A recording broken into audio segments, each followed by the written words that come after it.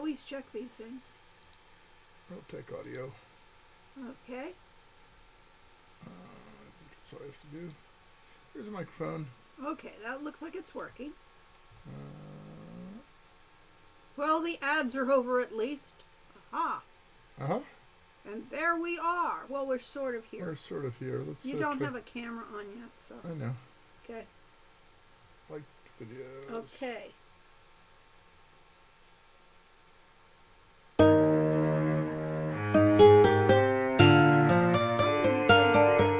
Just checking the Sound. Start playing. That was music. Yes, it was. That was music, and it was perfectly good music. It was fine music, but it wasn't our music. Sort of. Hey! Hey, there we are. What do you know? We are here. It is yet another glorious sunny day here in Southern California, and we're here for June Tunes. Should we record this locally? Nah.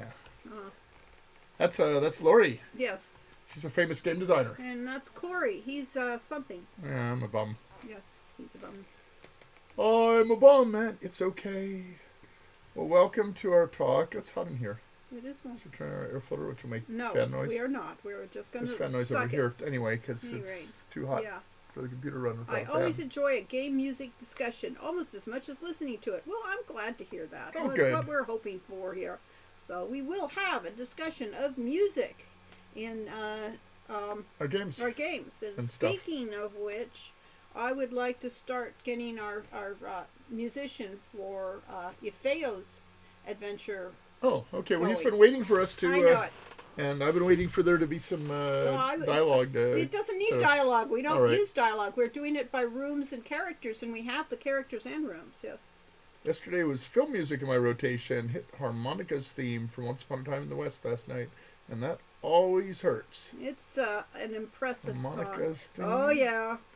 Once Well, upon it's, you don't remember it offhand? not a fan. I do. Well, get yourself a new spot. Do. Harmonica's theme. It isn't. It's a theme in harmonic. Once It's like upon a time in the West. in the West. Harmonica theme. There we go. Yeah. Man with a harmonica. Okay. Let's see if it's.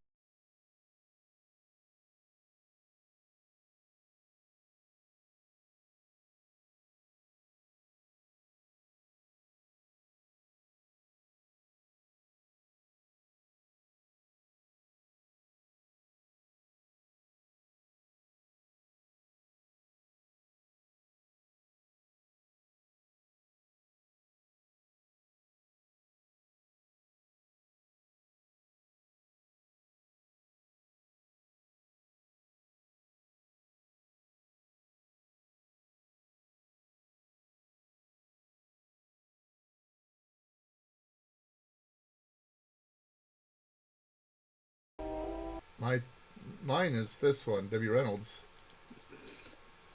Yeah. Oh, that's just one. Away, away, come away with me, where the grass grows wild, where the winds blow free.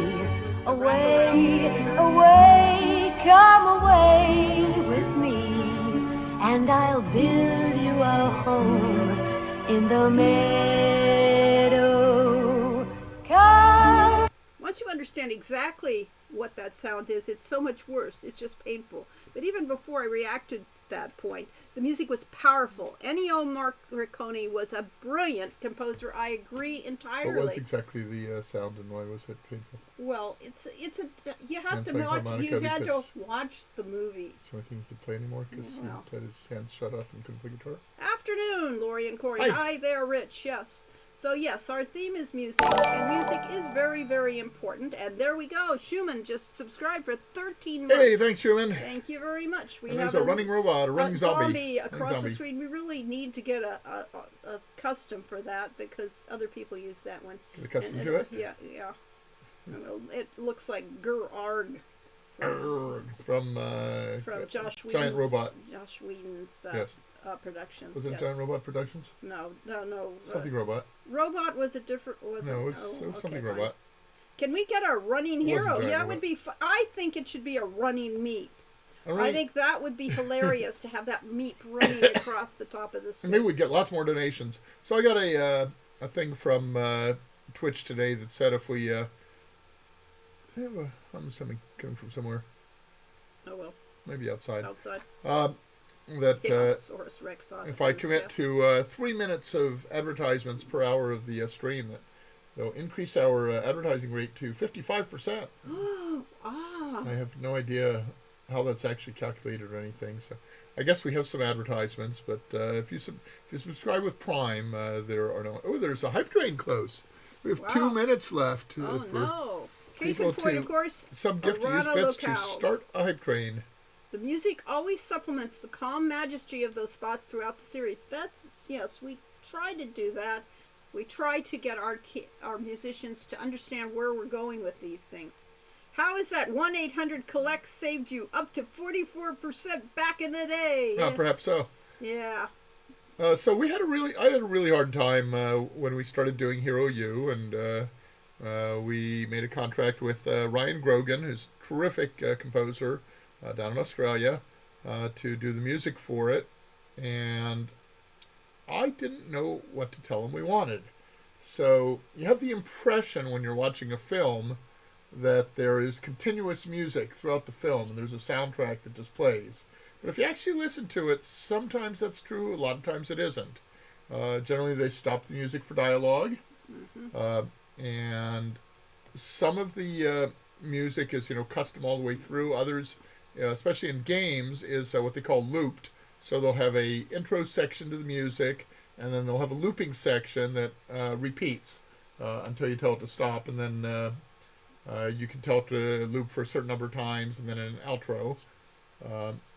Other ones, like in World of Warcraft, I noticed that as you were going through exploring a zone, every once in a while, it would play a musical stinger that would run for like 5 or 10 seconds, and then just kind of fade out. And they would just come in kind of randomly. I actually kind of like that approach. Yeah. And You never really are disturbed by music in World of Warcraft, but it's always there. So the issue with Hero U is we weren't really sure how long, because most of it is turn-based combat, and Right. time passes only when you do stuff and move. Is players could spend hours. In fact, we discovered, I think it was 24 hours was the average number of hours, or 30 hours, something like that people spent playing the game, and we couldn't afford that much music, so it couldn't be continuous, and if it was, we still wouldn't know how to use it properly. For a scene that might take one player 30 seconds and another player 3 minutes. How do you handle the music for that? So we did a variety of approaches. With the main one we used is when you entered a scene, is it chose music from a list to play, and You gotta find it now. had that over There here. it is. Okay, so here's my desktop, and I don't know if you guys can even read this. But it is how to play music. This is the start menu, scene music, on scene music. And Joshua noted, select the default tracks. Note some scenes have their own reset music scripts to play different tracks using different conditions. See, we actually had somebody that commented their code. There's an unusual thing. Yeah. So, for instance, if you're going to the Turk's office, it starts playing music, Terp's theme, work in progress. We never renamed it. We never named it. Yes, a lot of those were words. Turk's theme, repeat at interval, and script. So I think that played for a while, paused, and then it would come and would repeat it, play the repeat after some random amount of period of time. So we used a lot of those. Next scene is dining hall. We did a reset music, and Joshua commented, remove the African track because it played while Turk was talking to Sean on day one and didn't feel right. So that's a lot of the stuff that we do in games is try it, see how it feels. Does it move you? Does it have the right mood Does it have the right feeling? And so a lot of this stuff when we're working with a composer, we kind of say, well, this is kind of the thing we want, but we're going to have to hear what you do with it to see if it actually works. Yeah. So Laurie said for the one thing, okay, we want kind of a reggae theme for this. And in fact, we have for the next game we're working on, Feo's Adventure, we're actually contracting with a composer who's part of a reggae band. Yeah, so we're going to get a very African-themed music throughout the whole game, which is what we want to go. Or African Caribbean. What we've done with Summer Days is that we specifically had the characters have a theme. And so then when you're in with the characters, the theme might change depending upon the location of the place or the situation. But characters had at least two pieces for themselves to that were specifically designed to keep their character and keep the feel of that interaction.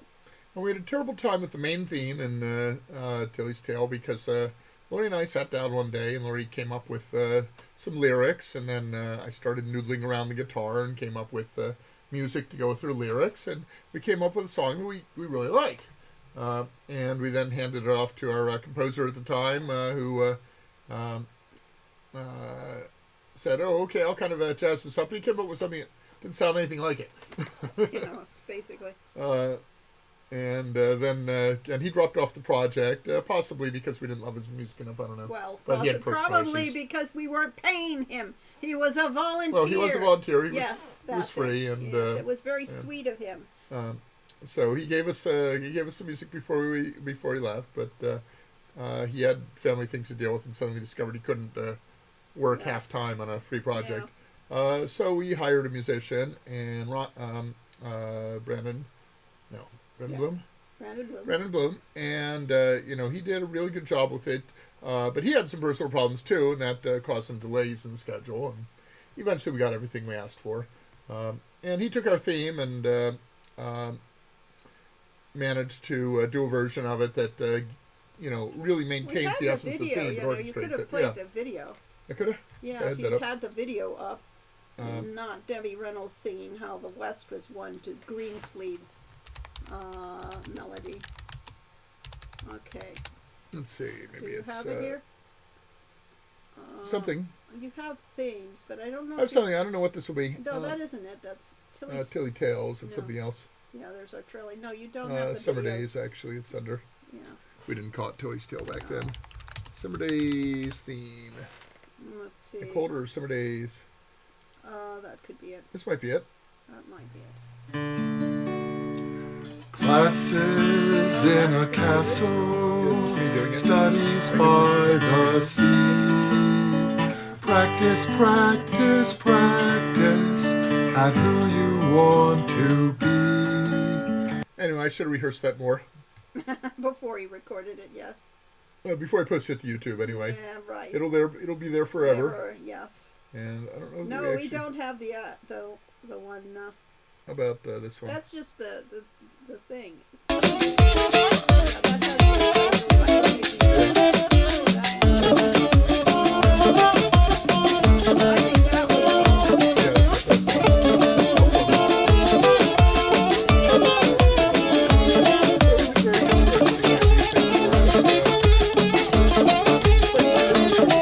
It was kind of overwhelming. So I don't know.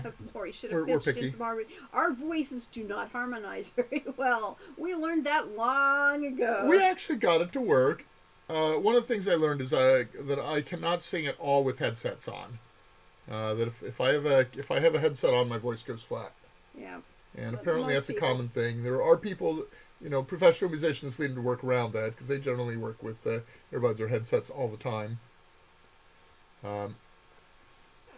So somewhere around here, we actually, I guess I could run Tilly's Tale, run Summer Days. That would work. I don't know that is it in Summer Days? Yeah, probably. Okay, well. Why don't you talk for a minute while I figure out where that is? He'll run through the thousands of files that he has that's Tilly's Tale? Tilly's Tale. It needs to have, as you say, have to have Tilly's face on it now. Oh, now it has to update Steam, so that's why you have to talk. Oh, no. Right. Yes, I like that music. That was a really interesting piece. It wasn't quite all that in keeping with the type of tone we had in most scenes, though. So that is a problem because you've got to have. Yeah, you can't just have beautiful music. Yeah, if you have great music that doesn't fit the game, it isn't right. In some ways, I loved what we had for Road to Redemption. That theme is really, really exciting in the orchestration. Do you have that queued up? The orchestra version of it? I don't think you should. Yeah, because I should have. It was brilliant, but it really was a little bit too overblown. I don't hear anything. There it It's is. quiet. There's our theme. You guys hear that okay? It's always too loud and it makes it quieter and not too quiet. It might be Richard.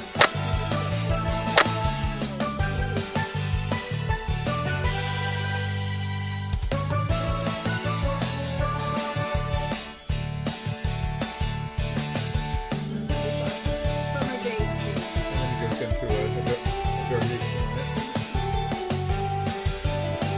So we liked it a lot. It kept the essence of the theme, but made it into real music instead of my painful interpretation of it. This is a great summery feel. I love it. Oh, thank you.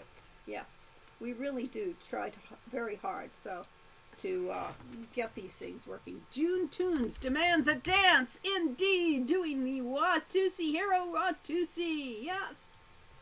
Okay. Oh, of course, we have the orchestral theme. Yes, I was trying to get the orchestral. Oh, theme. okay. There it is. Here's the recording session of it. Okay, fine. Yeah, play that. And you And we'll put it on a desktop. Oh, but first I have to get the lead in.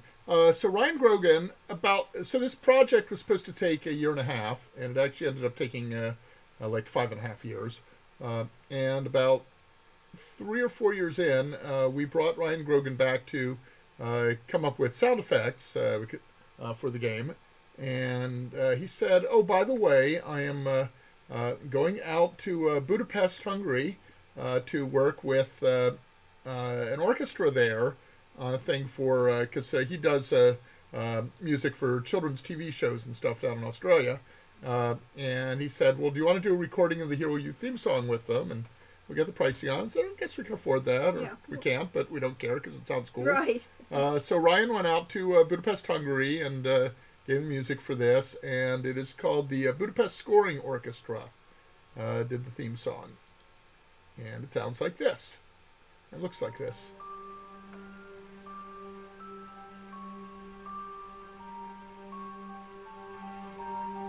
It swells.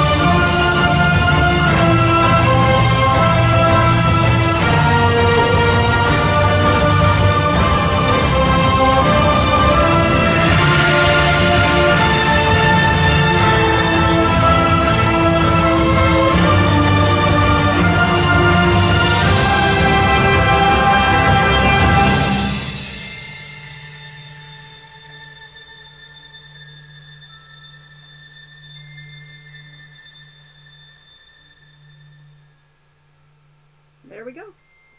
So that's what it takes to do one piece for a small, low-budget indie game. Yeah, that's on YouTube. And yeah, it is on YouTube. I could post the link to You that. could. So A if link you to ever that wanna listen song, to it if you want to again listen to it millions with- more times. With actual headphones, so you can really appreciate it. Yeah. Thank you very much. Thanks. Kieran, next. Yes. Caronix. Yes. So we should have come up with the idea of having live recordings because Chance Thomas did exactly that for Quest for Glory 5. Chance Thomas had a background doing Hollywood music, and Sierra brought him in to do the soundtrack for Quest for Glory 5 Dragonfire. And, of course, we didn't particularly think about, we never would have imagined that we could possibly afford to do this. And Yeah. he had some Having a ends real- with... He had real some ends with an orchestra. orchestra up in Utah. Yeah, Quest for Glory 5 had really weird financing since it was done by, we didn't have a game out the first year, and our studio was now called Yosemite Entertainment, and Yosemite Entertainment had only one product, i.e. Our game. And so, therefore, they put a lot of money in the budget into the music, which was just wonderful. Yeah. Yeah. So I was going to say the fact that that game ran so long meant that Chance, having been brought in early on it, really had time to play with it and to work with Lori on stuff. And like his first version of the main theme was completely original, and Lori said, "Well, that won't work." No, I didn't say that. I said that's great, but Right. you have to remember that the fans are want to have the old music reprised. Since Yeah, they this want is a the connection. culmination of all the other games. We really want to hear that hero's theme. And so back. Chance modified the music to bring in Mark Siebert's original theme song. Let's play just a little bit of that.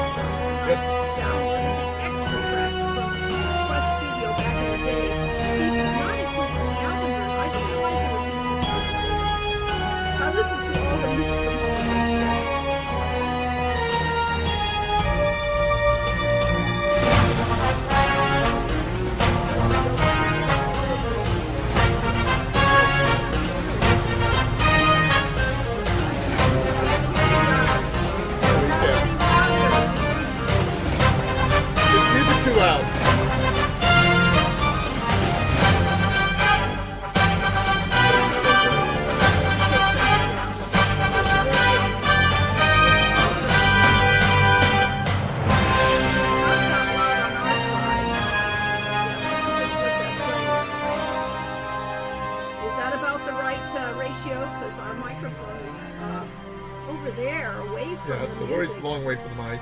But so is this. Yes, that was just playing through the computer speakers, which have come a long way from the original. We'll get to that. Lori wanted to name that tune. Do you want to do that later? We'll do that later. But if Okay, so I have another thing queued up here. And this is... that is not the cue. I did a search for Heroes Quest Music PC Speaker. And... let's see. Here is the original Heroes Quest music as most of us remember it. All right. I mean, when you're doing that.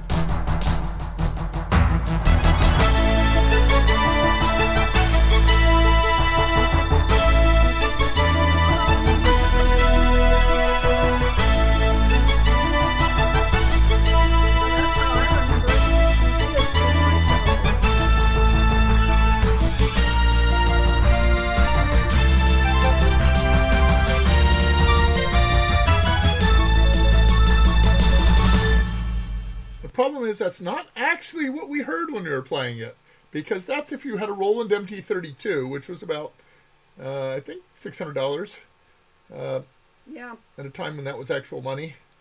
And I'm going to go back now to the ad-lib version. Let's go back to about 7.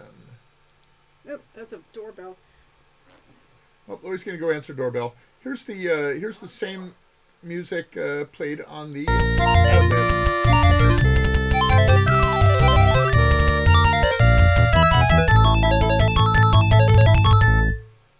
Still pretty good. And I guess I should have gone back a little earlier. Let's go back to 6:30. Yeah, more than that.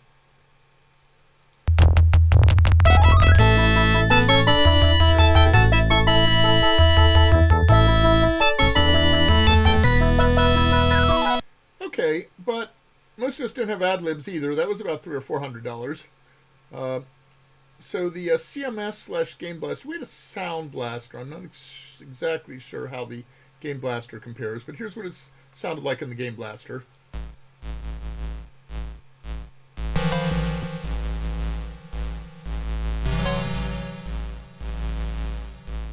We got a package. Yes, have tea. Or Lori some more tea because we're running low. Are you playing it? Oh, There it comes. turn it up a little.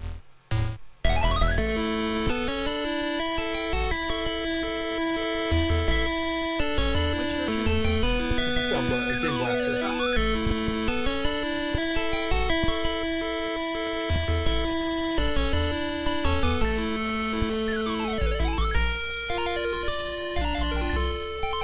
Well, that was only about $100, so most of us had something like that. If you had a Radio Shack Tandy computer and didn't have a special purpose sound card in it, then you heard something like this. The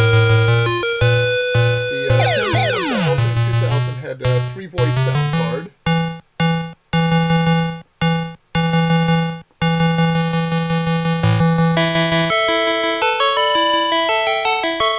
So this is the main quality standard that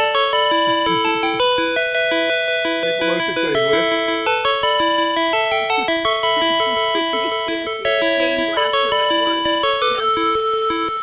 Square waves in stereo.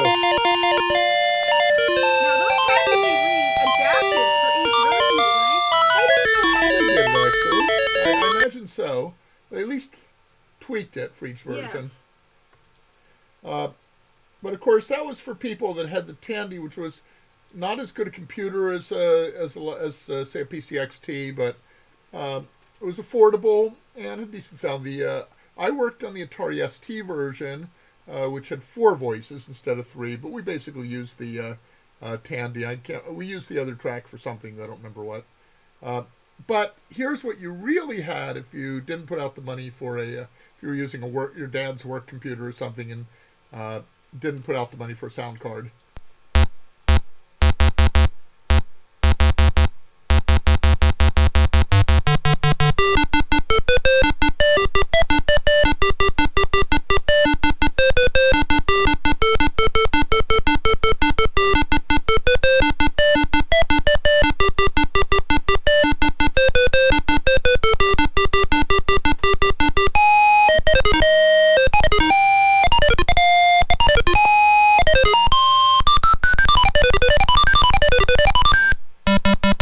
Yay! Yes. Yes, the PC speaker Intel, the sound of a serious business computer for serious business people. Yeah. So yeah, that was basically, and that goes back to before I was at Sierra. When I was still in college, I worked up in Canada at a company called GI Computers, and I was in the Vancouver office, and we were frequently there in the middle of the night and so on. We'd access to the office at all hours. And Sid, I can't remember his last name, Sid was a tech hardware engineer there. And he showed me an interesting thing. We were using a HP 2100 mini computer, and it had basically front panel lights. If the computer crashed, you had to hand key in the boot sequence, and that would load the paper tape in order to start up the computer again. So pretty primitive, but he did an interesting thing because it had these little LED or whatever light bulb actually lights on the front panel. Real lights. Real at the lights. time. And so he pulled out the cap from one of the lights and plugged a couple of speaker wires into that, and then said, write a program that outputs a square tone and 20 times, or 100 times a second, something like that. So I did that, and we got a smooth 100 hertz tone. And so I ended up making a little thing that let you use the computer keyboard as if it was a piano keyboard, and each time you touched a key would generate the appropriate frequency for that piano key, and you could actually play music using a regular computer keyboard. And then he said, but that's nothing, because then he pulled out 3 of the lights, and I think I put capacitors in between them or something, but or maybe it was just a wire and of connecting all 3 of them together, and we were able to play stereo or chords by putting out a different note in each of those light bulbs. And he just hooked up the speaker. I had a lot of fun writing a little program in ZOPL, which is GX proprietary language, that let you play music through the front panel lights on an HP 2100 mini computer. There you have it. So there you had the predecessor to the PC that basically just had a square wave that you could, do a command that gave a tone a particular frequency, and then another command that turned off that tone.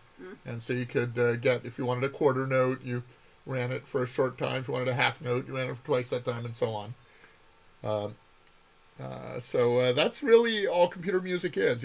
It's musical frequency. When you hear something about, a particular, the A on a tuning fork is 440 hertz. That simply means cycle it at 440 times per second, and you get an A note. And that's all music is. Now, the reason the music's so much better as you move up there to the ad-lib and the Sound Blaster and so on is they have waveforms around it. So instead of just being a square wave, they actually will kind of round off the frequency. So they build up to it and go down from it and so on. And you can get different tones. Things we talked about, envelopes, where you could have the music would gradually fade out or rapidly drop, and you can get all kinds of different sounds that way. And so music is technology. Yeah, it makes me wonder how they were actually inputting the music initially. I mean, because we didn't have any we didn't have a proprietary music thing that I know of. Oh yeah. That was actually Okay. What was his name now? The guy that worked with Mark Siebert worked in the lab, but there was a programmer who was just in charge. Oh, come on. His name is bouncing off the tip of my tongue, and I can't quite get it. Anyway, there was a programmer who ran the music department at Sierra, and he created all the different software tools for it and so on, as well as getting some out-of-house tools for it. And they actually used MIDI keyboards and so on. But so I was working in the Atari ST before I got to Sierra, and Atari ST actually had MIDI inputs and outputs on the back of the computer that you could plug in a MIDI device like a keyboard, and you could run it out to speakers and so on, and you could do real music on that. So with the MT32, I believe, has sampled sounds, so that it basically is effectively playing a recording, a digital recording of a flute or an accordion or a piano, and that gives it, so it sounds like that instrument. I always remember people would say Atari ST for music, but Amiga 500 for graphics. Actually, I came across an Amiga thing on here, and it's, I think it was Amiga Hero Quest, which was the game that killed. Okay, so let me get Hero Quest Amiga music. Let's try that. Okay, here we go. So, as you know, we lost the rights to the name Heroes Quest Boy, because... boy. Welcome, Golden Drake. Ahoy! Yeah. Hey there, Sailor. Hello there, Sailor. So, Games Workshop had a game called Advanced Hero Quest, and they told us that we couldn't use the name Heroes Quest for our game because they had licensed that out for a video game to be called Hero Quest, and Heroes Quest and Hero Quest were too similar. Well, it turned out that Hero Quest didn't show up until 91. Our game came out in 89, but somehow they got precedence because they said they did. Yep. But here's how that sounded on the Amiga.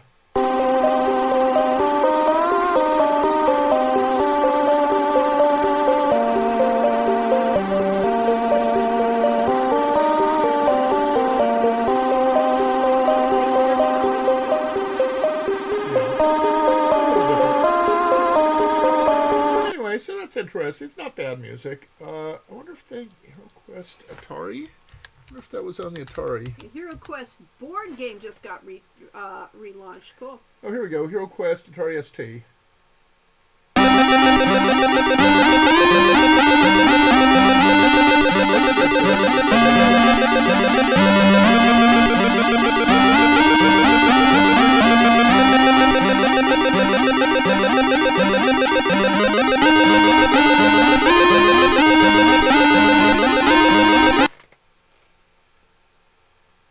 And here's our game.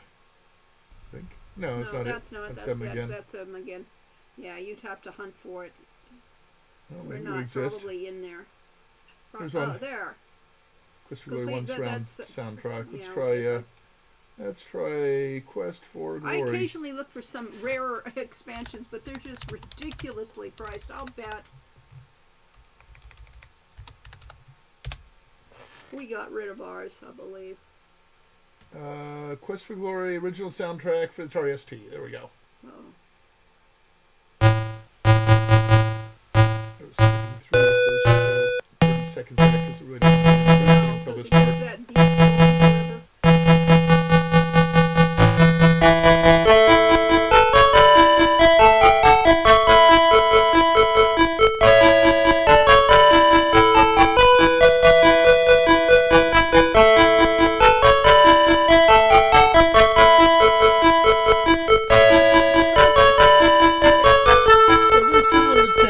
Maybe a little bit richer because of the fourth voice, or maybe we just used the Tandy 3 voices music in it and didn't use the fourth voice. A buddy of mine got the relaunch box. I haven't seen it myself. He plans to paint all the miniatures.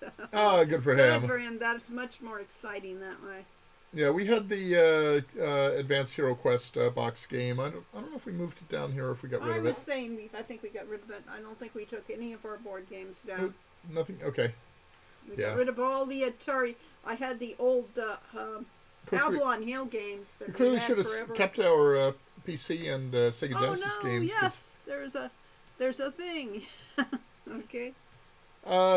ST Sound was very square, but it was actually you could put envelopes on the notes on the individual But notes. somebody in the had ST. to actually do that. But somebody had to program it that Yes. way.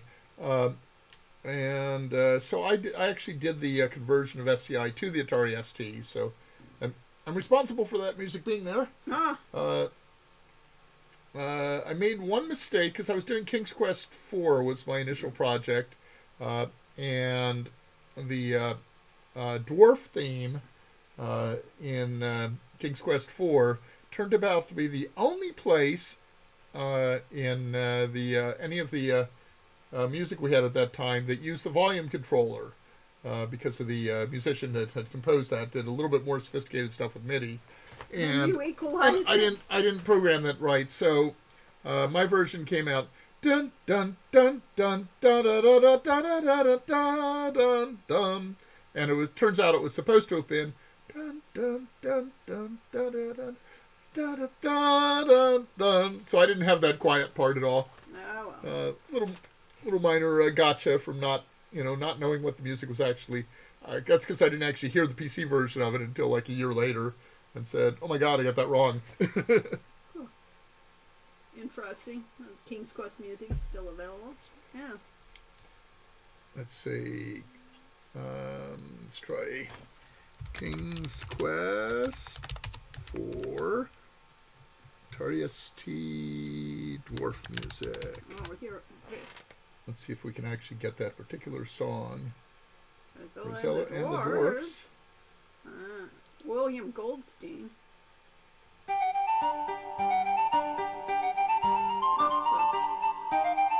That sounds like it's a game soundtrack. That sounds like the orchestral version. Really? Mega music. Oh, here it is. The Perils of Rosella, Atari ST. Won't be that particular song, but that's okay. Let's just jump into a random place. If you can get to it. If it loads. Yeah. MT32 versions are great. It's actually playing it, Corey. It's not going to get a song, then. I don't hear anything. No, I don't either. Okay.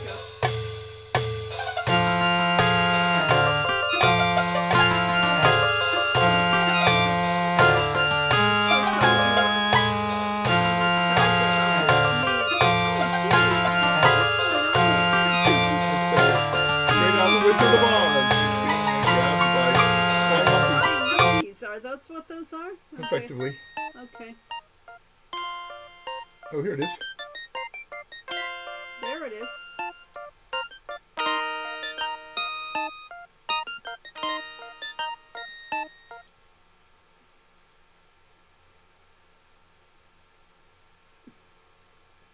It loads about as fast as the original one. It's cleaning house. I kind of probably. Isn't it uplifting with the only game with a woman protagonist in which one of your actions is to clean the house? Yeah, I'm not really thrilled with that. The animation is cute. That had to be, Carly Hochstarter did a lot of that. I know she was. I know she animated the unicorn. I don't know if she was. No, she was Rosella. Rosella. She was so proud of those swinging pigtails at the time. So yes, she did it. Yeah, a major animated sequence of her cleaning the house. Yeah, not my idea of the best way to show a woman in a game. Anyway, it was competent in the Atari. It was pretty bad on the PC unless you had a sound card.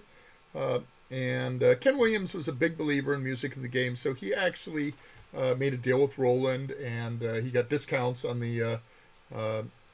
it was either the MT32 or the LAPC1 from Roland that he actually bundled them in with the games, and he sold them through the Sierra catalog so that people could get higher quality music in those games. And if you spent thousands of dollars for your PC, maybe spending $500 more for a sound device that made it amazing didn't seem that unreasonable. Yeah. What else did you have to do with your money? You can use Munt now to emulate MT32. Okay. I should post our Patreon, or encourage people to go to our Patreon. Here it is. This is our homepage. We'll put that up on the desktop.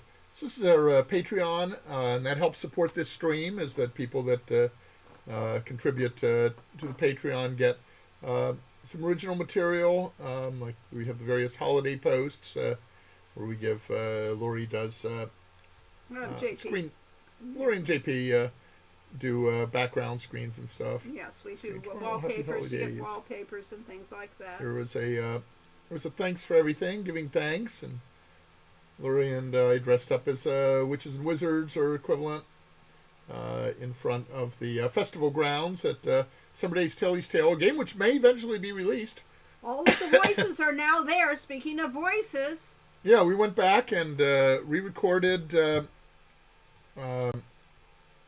all the missing lines. Yeah, we had 200 missing lines from Tilly. It's our star Zarafuzzle. And we're missing 10 lines from Kitty Hawk's daughter, and recorded those. And one line from Satari, yes. And I actually went back and got hold of Edwin Tiong, and he said, "Oh, yeah, I'll be happy to give you that." And I said, "Okay, if you give us 2 or 3 tracks, that would be great." And He gave us like 15 or 20. Yeah, and we only needed one. We So. only needed one. But that's now in the game too. So all that's all in the yes. game. The one thing it's waiting on is... Speaking of voices sounds like the name of an NPR show. For me to stop running streams and instead write a manual. It's like every time I get started on the manual, it's like, yes, I've got a free day today. I can get it done. And then need to get my mom up and taking care of it and so on. And then yesterday I said, yeah, I got nothing going on Friday. And then I remembered at 1 o'clock I had a bridge game scheduled. And so that took 1 o'clock to 3 o'clock. Killed the middle of the day. And I said, okay, I'll get it done tomorrow. And Lori says, oh, by the way, we're streaming tomorrow. We are? Oh, guess I should have posted that somewhere. So I do actually post about the streams here. Posts published. You could show it again, but you're now not showing the screen, so. Oh, I'm not.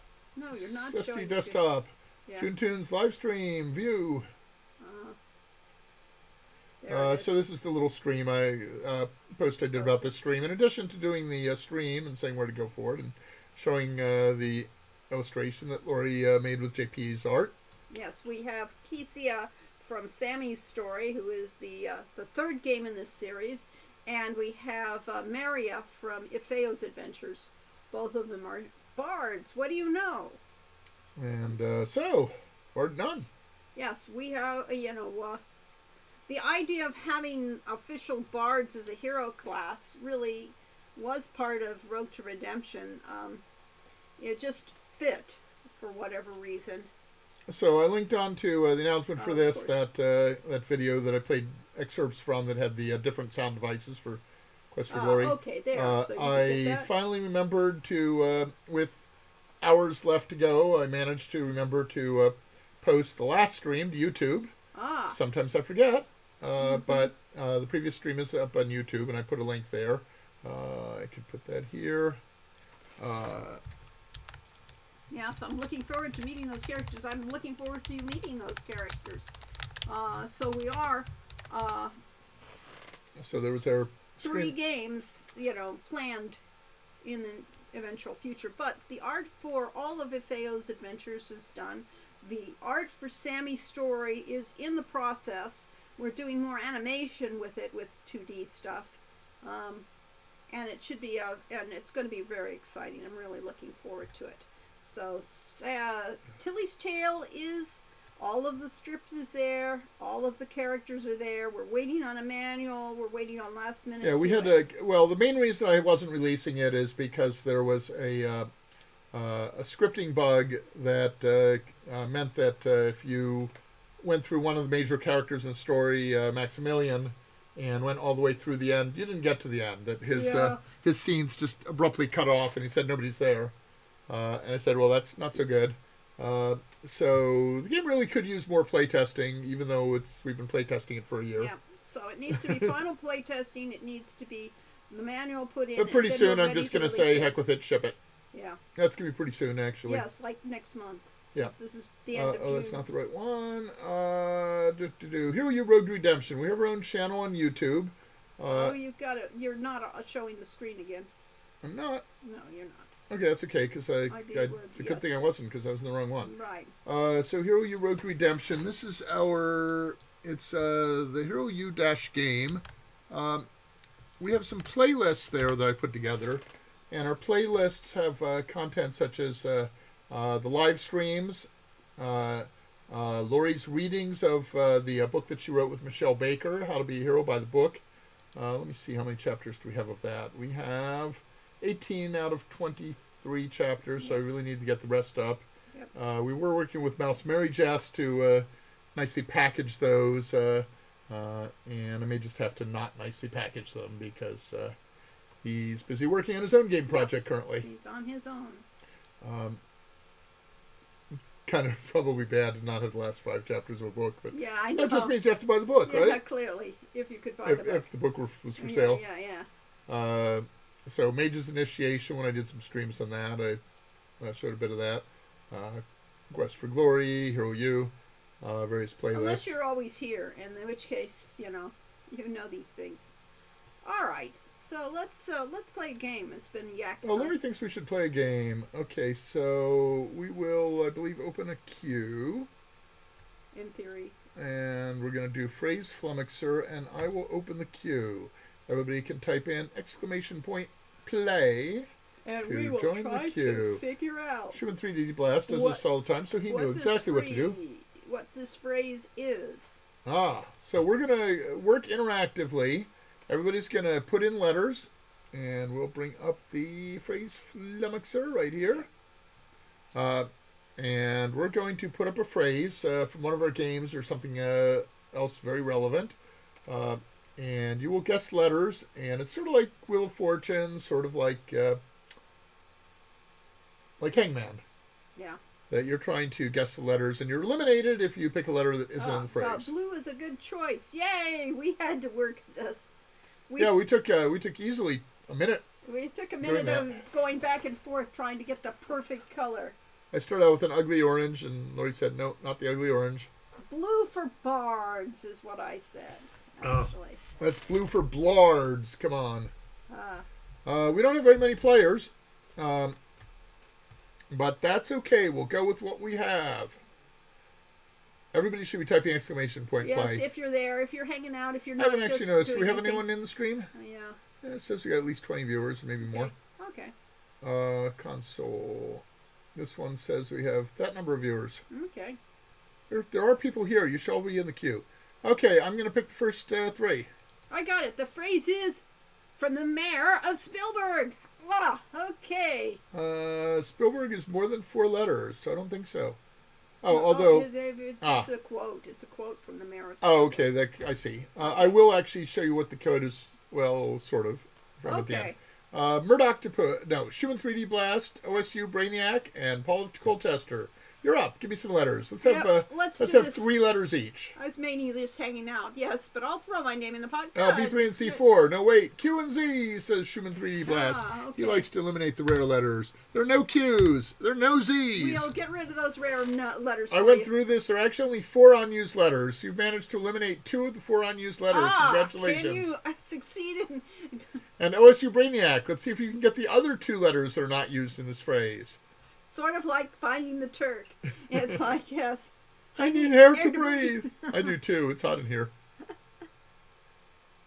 So, we need some letters from you. Let's get some letters, OSU. Probably not A, I, or an R. You only get 2 letters at a time. All right. A, I, R. I didn't. No, I told him 3. Oh, 3 you did? A, I, R. Yes, since You're there's only a right. few people in the queue. Okay, fine. All right, you have air to breathe.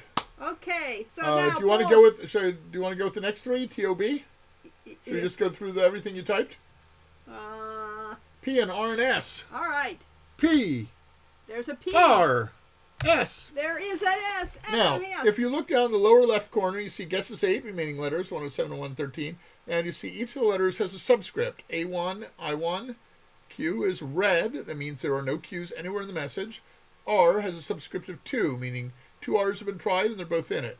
Eventually, the letter will turn yellow. That means that it was in the phrase, but there are no more of them. All right, Brainiac says. T-O-B. T-O-B. They're all there. Okay. And Paul Colchester You went may with go your again. S. Oh, okay. And then, Yeah. and then our next in the line is... Our Murdoctopus, brother to drummer, and little Yojek are next in line. Okay. So anyone... Other than Rich, who is not actually in Rich isn't in the queue, but he said 6, and I'll type it anyway. All right. S-I-X. There's no X's! Ah! Your turn's over, Rich, and you eliminated a letter. Yes. There's only one more letter that is not in this phrase. R-E-A. R. Excuse me. E-A. We got it. They're all there. Uh-huh. Have you got the phrase yet? That was my LCC goal, yeah. in honor of our host. Well, close. LCC. They are there.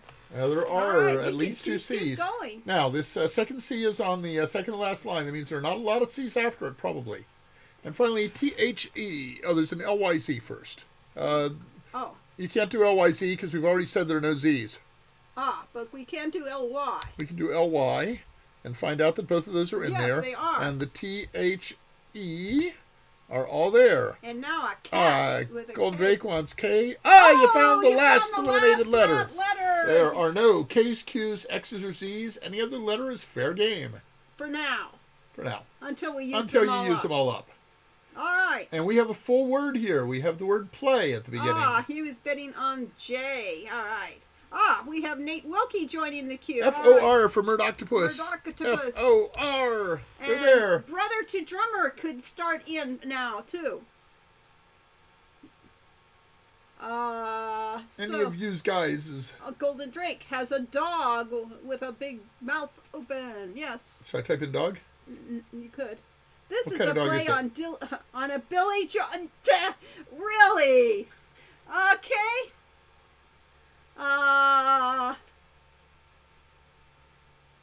Gonna be a while until I have enough. Let's go with D, G, and J. D, G, J. They are all there. Where did the J come? Where's the J? Oh, the J is on the second last line near the end. And MDG says. hey, wait a second. Brother- IFR. IFR. IFR. IFR for Nate Wilkie. They are there. MDG for Brother to They're Drummer. all still there. And we have no yellow letters yet, so any letter is fair game except for those 4. Yep. Dang it! I have to keep up with what other people are picking. That's yes. right. Okay, Yes, Murdoctopus. I-A-K. it's a- I-A-K. I'm doing free for all because Right. that's Okay. faster. Oh, there's no K's. We already knew there were no K's, and so Murdoctopus, you have eliminated yourself in NUV. this round. N-U-V. O-S-U. Did N-U-V? They're all there. All right, now J and A and L. J. J-A-L. Oh, Ah, we have there's lost. no more J's. No J more is now J's. yellow. J was a one-time only. All right, and IFR. IFR again for Nate Wilkie. I've given them all a I- hit. You have given them all There a are no hit. more I's. There are no more F's. There All are no right. more R's. You've How used about up. a W? You've used up all the I's, J's. I see it now. F's and Somebody R's. said yes. Okay, a W for the Brother to Drummer. There's a W. Murdoctopus sees it now, but Murdoctopus is. Did Murdoctopus eliminate himself? For that round, Yes, yes, 'cause with the I- K, okay. yeah. But we're going We to don't really keep care. going. You may keep going. Anyone who chooses to guess this, Yes, as long as you're guessing. I'm gonna close the queue because we're just not gonna use the queue. Yeah. You could just keep going. Anybody guess letters or phrase? There's a UES first time chat from Silver Rat 70. UES. Silver Rat's even older than we are. Only by a little. Huh. There we go. Okay, you get the idea. This idea was Lori did a lot of different songs and poems for this game that were based on a wide range of popular and folk songs. And that's because Sean O'Connor's roommate in Hero You Road Redemption is a bard student, Aeolus. And so, yes, you've given away what this is from. But everybody should be guessing. UUY? UUY. UUY. You're You correct. did it. Yes. There are all those U's and a Y. And then somebody says UOA. Y-O-A. Y-O-A, yes, Y-O-A. Yes. Aeolus. And so we have an E and an O and an I, Paul says. E and an O and an... Oh, I did the I first. There are no more I's. You're eliminated. Looks like O. Both Colchester Oh, eliminated. no, O isn't eliminated. Was the last one. No, O is still there, but there are no Okay. more I's. We have a guy. Okay, P. P-Y-U. P. There's a P. There's a Y. There's another U. All right. Okay, so just to go through this, the eliminated letters so far, there are no more F, I, J, K, Q, R, X, or Z. All right. We have U-N-E from Murdoctopus. Uni. Oh, wrong place. Uni. U-N-E. And Brother Drummer wants a P-Y-U. All right. Yes. Okay. You probably have the theme of this by now. We have Fergle Gurgle Gurgle. Lermo McGurgle. He's got an octopus. He has.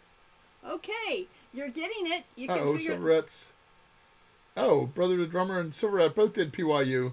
Okay. Well. NTH. NTH. Uh-huh. We're Did getting this the all come through? words. Yes. Yeah. Okay. What we got so That's far? sorta- Play us a tune. You're the pan pie guy.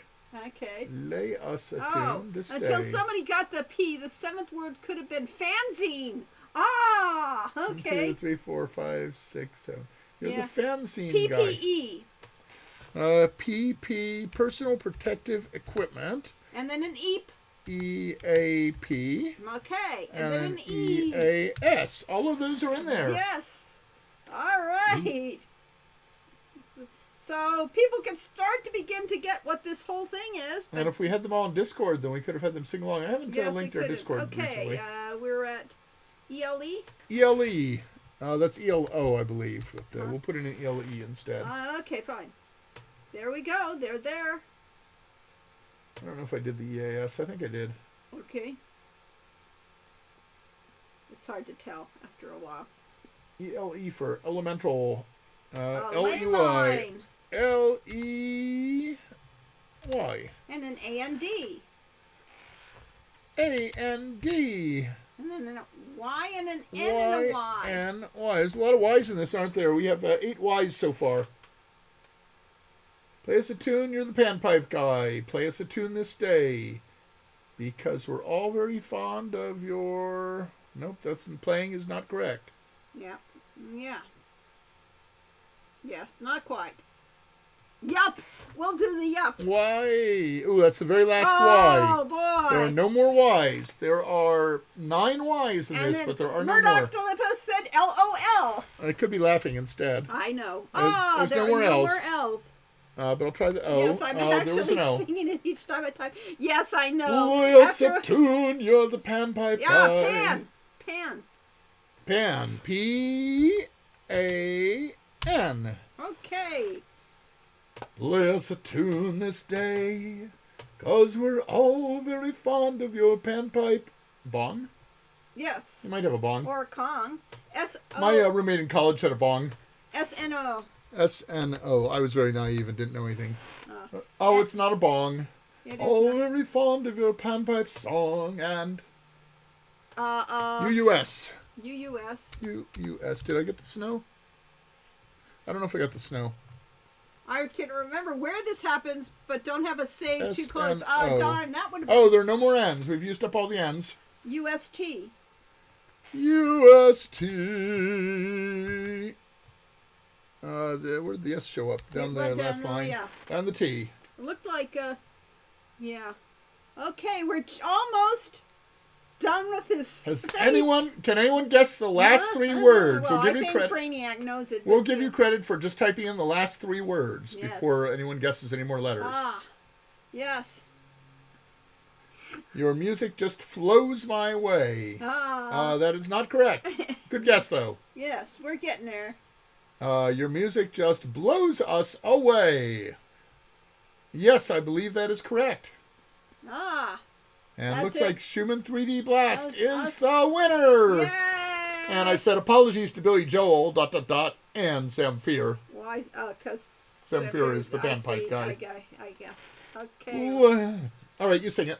No, that's all right. We've done You wrote it. You got to sing it. Go ahead. Play us a tune, you're the panpipe guy. Play us a tune this day, because we're all very fond of your panpipe song, and your music just blows us away. There you go. Billy Joel. Yay, 2 in a row for Schumann. Congratulations, Schumann. You got the final words. Now, mind you- However, you're all winners. You all figured these things out. Yes. And in fact, being a winner is not all it's cut out to be, because I don't think I paid any prizes out for the last month or two. Really, I know. So I've got to get through my... as you know, send support to email to support@hero-u.net. Yeah.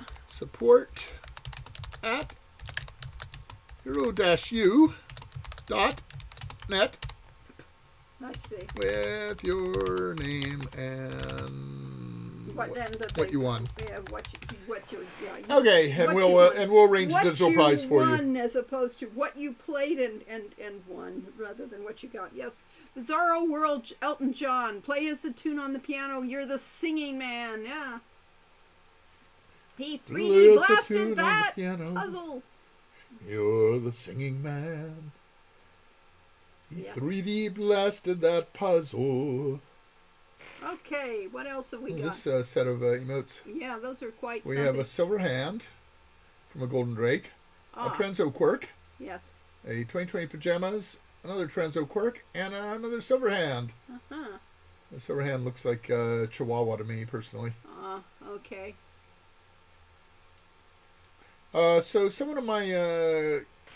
one of my discords types in, I think, O/ all the time. What does that mean? Really? That's an emote? Yes. That's an emote they type in. I have no idea what it means.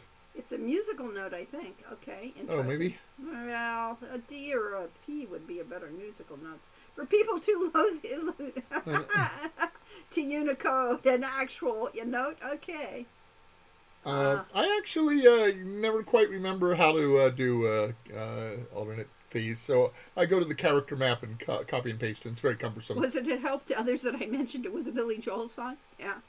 To me, it looks like you caught that very quickly. Yes, that was great. I was impressed. Yeah, when I could still not quite pull it out. Yeah. I think some of the songs in Hero U that people still have not worked out, or most players have not worked out actually what they're based on, but they're all based on. There's one I can't remember.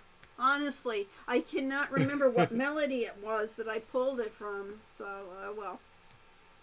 And they are from a wide variety of musical styles. Maybe they're raising their hand to ask a question. Yeah, maybe. I don't think so. They say that just kind of when they come in to the stream. There's a nose with eyes around it, or maybe something to do with an owl. Maybe it's Cedric. Yeah, it's Cedric. It's inverted. It should have been the other way if it were an owl. Okay. Yeah, it helped. Okay, fine. So, congratulations, and I will have forgotten that you won by the time I get around to doing prizes, so make sure you send. Maybe it's waving below, yes, like they're waving high. That could be. Kill the owl, yes. O/, let's see. Person waving could be _O/. Oh, well. I see, I think I read it. Okay. OVO, that's something to do with ovaries? No. For the owl, yes. Or it could be other male naughty bits. I would have put the V there instead of the other one. Yeah. A poisonous emote, yes. A poisonous emote? No, you didn't quite that. I know. I'd probably be shouting when I got to. It's a poisonous snake. Not too far off. Yes, I think we really should play that sometime. Play a King's Quest game. Oh, yeah. Especially one with Richard's voice. Yeah. So let's go with... what were you going to go with? I was going with a King's Quest poisonous snake. There it is. King's Quest 5, a poisonous snake.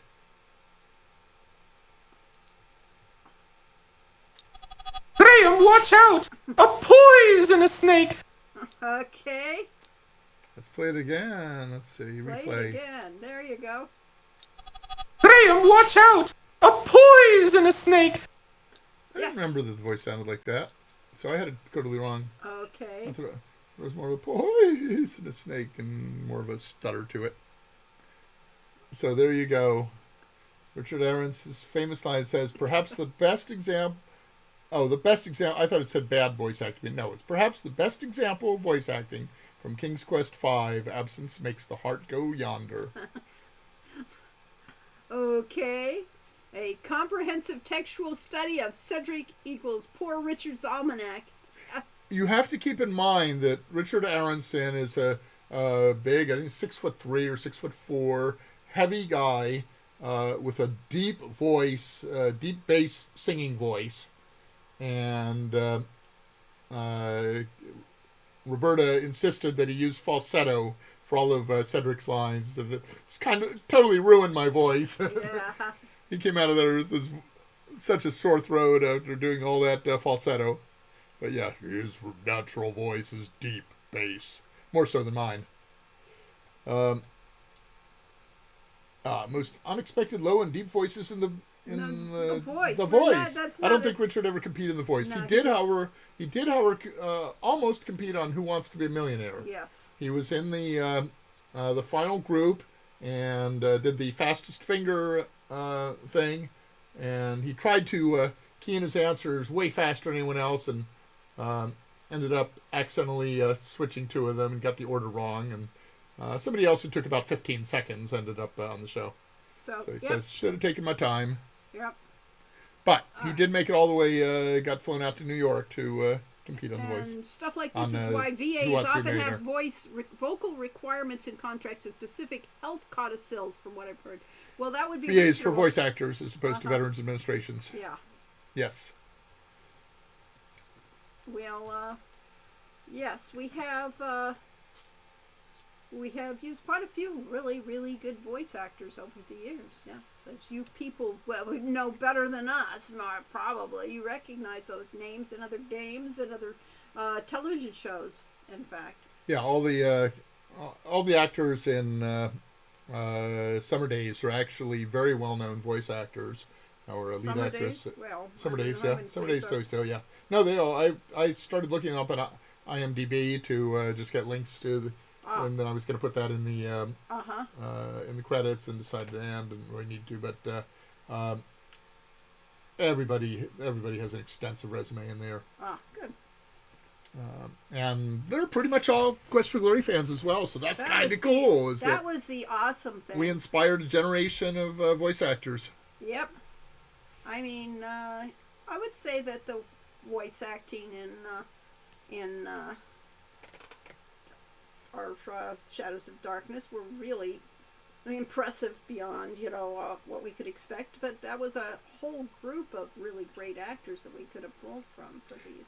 So I always have mixed emotions when I hear that our games inspired someone to become a game designer, because I always figure that the reason you become a game designer is because you play games and say, I can do better than that.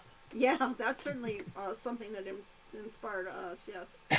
Shadows is a legendary voice cast, honestly, yes. It is indeed. We could go and look at that. We Yes, could go to go to IMDb and do, Do they have our game in IMDb? of course, Okay. Quest for Glory. And let's see if Quest for Glory 4 Shadows of Darkness. It is on IMDb. It says directors Corey Cole, Lorianne Cole. Something said, well, I guess I was a co-writer, but Lori really directed it. Stars. There we go. John Rhys Davis, narrator voice. Jennifer Hale as Katrina. Greg Berger as Dmitry Ivanov, the Burgomeister. Hamilton Camp as Peter Lorre. Lori Petrovich. Laurie Petrovich. And the chief. And Yeah. Punny Bones. Yes. Well, Hamilton Camp was a television actor. I'm sure he was. Yeah, I figured he was dead by now, but he was really funny. I really liked him as an actor. So filmography, actor, 218 credits. Wow. Yeah, he used to be on a lot of television shows. I remember He was in him. DuckTales as Fenton Crackshell and I Gizmo didn't Duck. know he did that. And Gizmo Duck and Dr. Glockenspiel. Wow, I didn't know he did those. Those are Hanging with the great Jets, he was the characters. Flintstones Kids. Yeah, look at And all those first, voice credits, but I remember him from television series. These are 'cause real I working know actors. all of the top television series that he used to be on. Yeah. I was trying to see whether they had a separate category for Yes. voice acting, but it appears Yes, and not. Zara. is there any other game besides Shadows of Darkness where even the error messages are narrated? Probably not. Yeah, we later decided that was possibly an error. But it was really cool because John Rhys Davis is amazing. Zara Fuzzle has 80 credits already. Yeah. And she is not quite Hamilton Camp's vintage. No, not quite. Young Justice TV series. Craig of the Creek. Yes. Blade Runner, Black Lotus. Go show her Halo the Infinite, Memory Agent. Yeah, all sorts. Lucifer. Oh. Yeah, she played in Lucifer as Dr. Subiya Oh. in Spoiler Alert episode. Okay, I'll have to go watch that one again. Yes. Voltron. Yes, so yes, that is our star. So she is our Tilly. star. She'll be up here for Tilly's Tale pretty soon. Yes, she could have been any character in our game. Honestly, all the women characters, any rate, her voice probably wouldn't be deep enough for some of the male, but she could have done She Centauri's. did some. Yeah, she did some of the male parts actually in her audition, and they were really good. Yeah, so I could have cast her for everybody, but Kathy Ann Bloor is on a I don't think she's. If she don't have a picture, they don't. 7 okay, credits. She has Gem. Okay. Yeah, so she worked as Gem, and a very sweet lady. Oh well, you got to see them. Yeah, I got to You work got with all to these work people. with these people. I'm so jealous. So Barashtovich, Yeah. So we had the Franz, Hans, and Yvonne, where Jess Harnell is Hans. Uh-huh. Just Franz, rather. Yeah. What are the others? Yuri Markarov was Stu Rosen. He was our voice director, and Go look at Sue Silo's. Susan Silo played Baba Yaga, and Fenris, and Olga Stovich, and Tatiana. Uh-huh. Born in New York. Actress, 197 credits. Curious George, The Legend of Korra, Garfield Show, The Adventures of Manny Rivera, Xiaolin Showdown, Avatar, The Last Airbender TV series as the Fisherman's Wife. Diane Pershing is coming to his neck of the woods in a few months for Batman TAS reunion. Cool. Diane Pershing, who played Irana and the Rusalka. Mm-hmm. Yes. Looks like Lucy in that picture. Lucille Ball. Yeah. She played in Default New Vegas. She was on Who Wants to Be a Millionaire CD-ROM 3rd edition. Okay. I believe Richard worked on Who Wants to Be a Millionaire. Well, I don't know. He did World Series of Poker. Yeah, I don't know that he did that what one. was the hospital show he did? Some people are wanting her to re-voice some of the lines glitched in the game. Wow. Oh, there we go. Yeah. Network error, connection reset by peer, complete with all the R's being rolled. We used to, Ruffles Have Ridges was one of the Ruffles commercials, have and ridges. we used to love to say, Ruffles have ridges, Yes. rolling our R's, so that we could learn to speak Espanol. Yeah. Batman the Animated Series, The Legend of Prince Valiant. So, yes.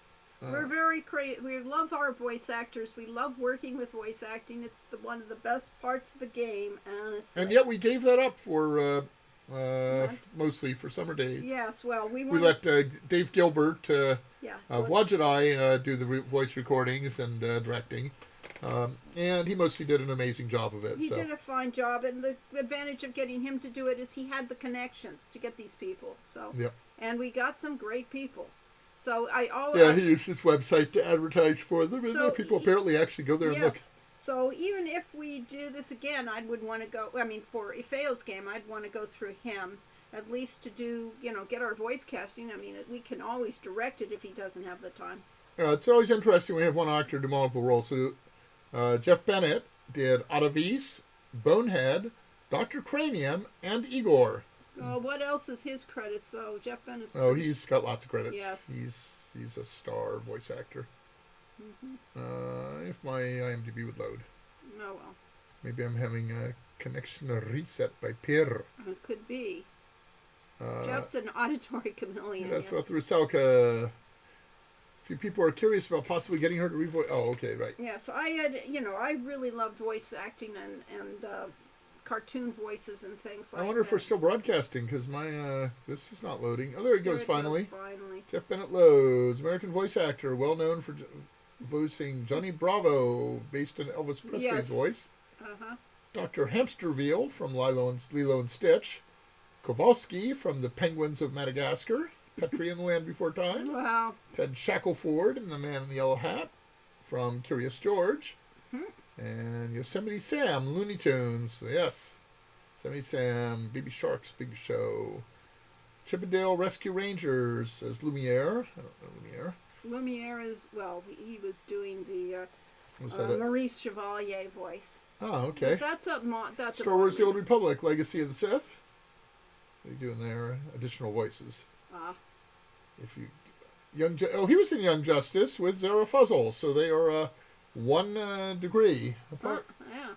Idea: utility for Quest for Glory 4 that replaces voice clips at random places in the game with Igor's death Igor's death must be avenged by Grabthar's hammer.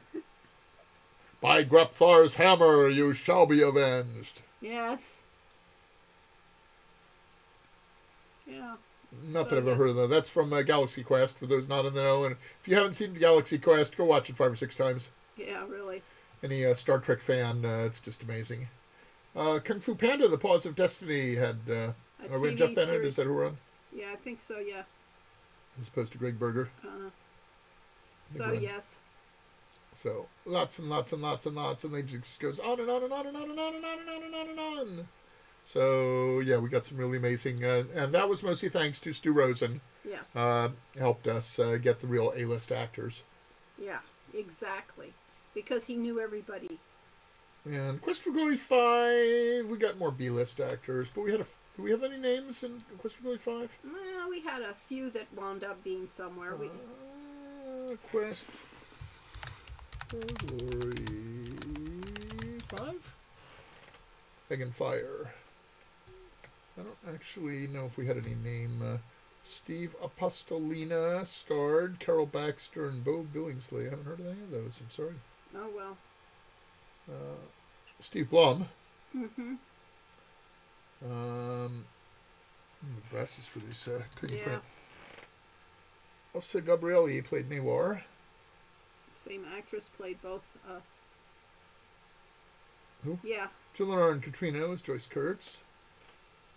Yes. Greg O'Neill, I think he's fairly well known. No, if they don't have a picture, they're Greg Tomko Pavia actually worked for Sierra. He was the narrator.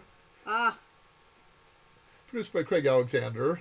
Executive producer, Jay Usher and Mark Zecchio. Mark Zecchio. Jay Usher is a musician who was our initial producer for Quest for Glory 5, and because we had a musician as a producer, he was the one who got Chance Thomas in. It does explain a got lot. Got the budget for the music. So. Yes. Yeah, Steve Bloom's probably the biggest one here. And actually, we have to give massive credit to whoever I was just talking about, Jay Usher. Jay Usher was the one that kept that project going when it was running far over budget, and he managed to keep getting them to give him more time and more budget so that we could actually get the game done. It's like art department was 5 names, and there's 2 more in visual effects, animation. The art department was more than 5 people. Yes, we had I believe 50 to 100 artists on the yes, game. a lot of the artists. I mean, for one thing, where's the 3D artists? The animation department. Wow, they don't even list. They did not list most of the. But we had about somewhere between 100 and 200 people working Quest for Glory 5, and it's funny because we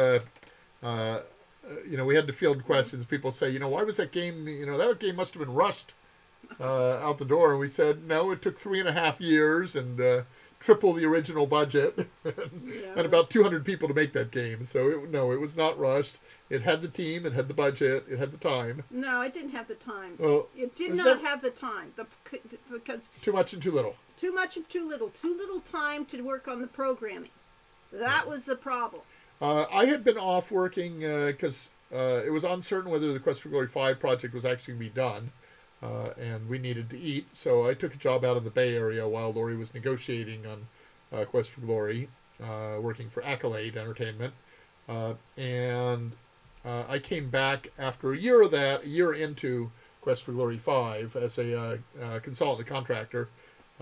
And they said they wanted me to come in on a 3-month contract to basically help finalize the game. And I looked at it and said, okay, we've got a graphics engine, 3D graphics engine using voxels, which I had suggested way back when. And we've got the rudimentary multiplayer system. And then Lori had written about 500 pages of documentation at this point. There was the Bible for Quest for Glory. And we discovered that, nobody has looked at that. Nobody had actually done any of the game scripting. They said, oh, you need that? I thought we just needed an engine. Did you write a blackjack game while at UCSB? I did indeed. It's a project at BLKJCK or something like that on Plato at the University of Illinois. And UCSB, a couple of the engineers at UCSB had a project where they had done all kinds of wire wrap and stuff and actually had connected a Plato terminal to the ARPANET, which is the Advanced Research Projects Administration predecessor to the Internet, and connected to a mainframe, I think DECTown or something like that, at University of Illinois, and went from there into the CDC cyber computer that was running Plato, and you could actually play Play-Doh games than that with a little bit more lag, about a second or so lag on it, but they made it work. And so I was there. I did blackjack. I did a game based on INS, the Internation Simulation by Goodsco and somebody, and had a chat interface in that based on Plato's Talkomatic. So it was a lot of fun. And then I got kicked off Plato because I wrote a Project Jump Out, and Jump Out was a command on Plato that let you jump to another application. And I basically, I'd been away from Plato for a year. I came back and I talked to some of the people I knew there and said, what are some really good games and lessons on Plato? And put in a database of a list of these, and then, like a one-line description of each one, and a jump out command that let you jump to any of those. And I got kicked out for imitating a system page. So they decided that I was, and because I had not gone to every one of those 1,000 authors and gotten individual permission to put their projects on the jump out. So Hippolito Ricardo said he read about it in Moby Games. So I am I'm a disgraced former member of Plato. Yes. But yeah, I was actually intending, the one I started that I really wanted to do was I was in the math department at UC Santa Barbara in the College of Creative Studies, working with Max Weiss, who's an amazing professor. And I was trying to do a thing that would be a blackboard. So in our math analysis class, I think he called it, which was our basic class there, he had us go from first principles to see how much mathematics we could develop from first principles. So we started with what were called Piano Postulates, or the Piano Postulates, and they define the natural numbers. Basically says there is a number called 1. Every natural number has a successor, what we call the successor function, and that is, and basically it gave just a basic set of rules that let you get all the numbers from 1 up to infinity. And then based on that, we were defining, creating theorems to create all of the things. So I had a Blackboard program that started out with Piano's Postulates and let you develop your own theorems, and you could then save a theorem, and then you could go through another step and say, apply this previously saved theorem, which is kind of what you do in understanding mathematics. And that was unfortunately too ambitious a project for me to take on at that point, partly because I didn't really understand mathematics that well, and partly because, for the, limitations of Plato, that was hard to do. But it turns out, a few years later, a college student developed this thing called Mathematica and turned that into a major thing that is used by people to solve math problems all over the world now. So I could have been the Mathematica person, but I would have had to be more of the, get stuff doneness. It's hard to do math with Plato. Indeed. Yeah. Nice that you could really do that with OOP now, yeah. Yeah, well, Plato really had some amazing capabilities. Because it was a system designed for computer-assisted instruction, a number of us noted that the same things that, I wrote an article about this once, the same things that are great for teaching on the computer are also really good for making games. And Plato had Space Sim, which was spatial simulator, but was really a space game where you, went and laid space mines and lasers to shoot down other ships. And there's one called Air Ace, sort of like Air Race, but it was only one R, Air Ace, that was squadrons of fighter planes modeled after real-world fighter planes. And Mind you, what the graphics were at that point. Well, the graphics actually were pretty good in close-up. From a distance, you were either in the circle or the triangle squadron, and so they had increasingly larger circles or triangles for the, each side. But when you got close up, they looked like the real planes. They were pretty well modeled. Plato had really good graphics. Those used plasma terminals, so it's orange glowing phosphors. And if you left it on at night, the phosphors would glow all night long, so eventually burning their image into the screen. So pretty cool system, way ahead of its time. In the started out, I think, in the 60s, and then I was using it in mid-70s. Yep. So that was kind of what what led to me getting excited about computer games and wanting to get into the computer game industry.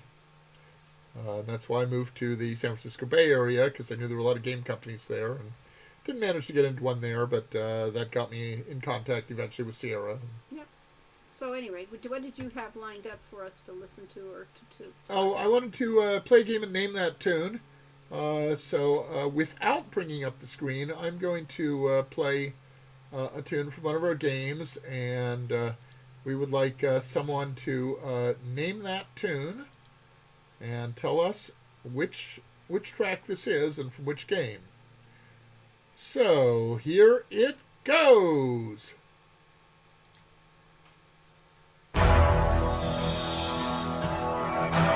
Can you name that tune? That was a little bit. We'll play a little more.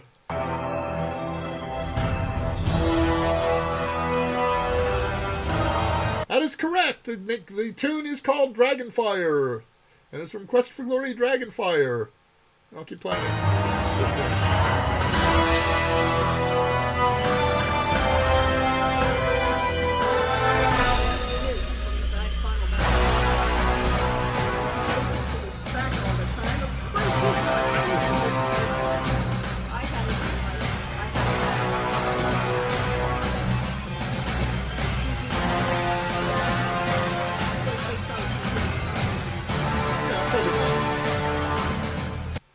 But yes, I would listen to it. Well, where's the yes?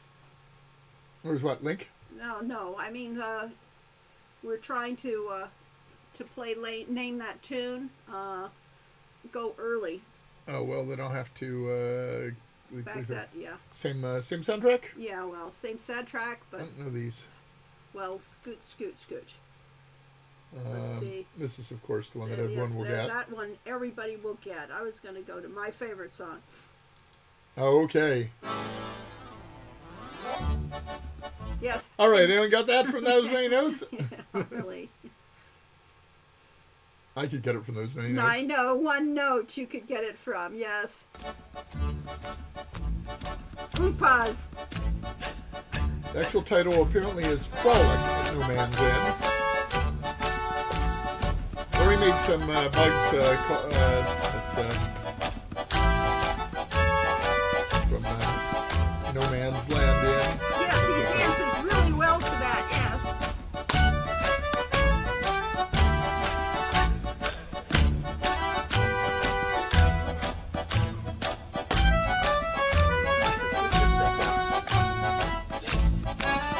And Lori plays accordion. Most of you probably already know that. You know, two So Acadians out. You're a master accordionist, right? Right. Right. Yeah. She knows about 3 tunes. But you can work out others. It's hilarious that they literally put the hero's head on Newar's mesh. Oh, God. What else do I have here? I don't know. You were Who's going to play best? something else. Yeah. I don't know. Well, we played some things. Yes, we did, but you were going to play more than just a name that tune of one song, I thought. Oh, it was? Oh, you didn't tell me I that. assumed that it No, I wasn't just... I picked out a I tune for see. people to name. I see. Name that tune involves many songs. Oh, does it? Oh. Yes, all right, but let's Well, go the to famous anecdote is Sierra game designer Al Lowe, who did Leisure Suit Larry, was on Name That Tune. Okay, keep going. This is one everyone knows. Well, if they can hear me. Yeah. And they said this is a tune by by a composer named Thelonious Monk or someone, and that involves something, and the guy says, okay, now name that, and they now have an auction, and the other guy says, I can name that tune in 4 notes, and Al smiles and says, I can name that tune in 1 note. And everyone in the audience gasped. And they played 1 note in the song, and he named it. And that was, of course, because from the initial clues, he already knew which song it was be. So, helps me a music scholar. Al taught music in grade school, or high school, I guess, down in Fresno.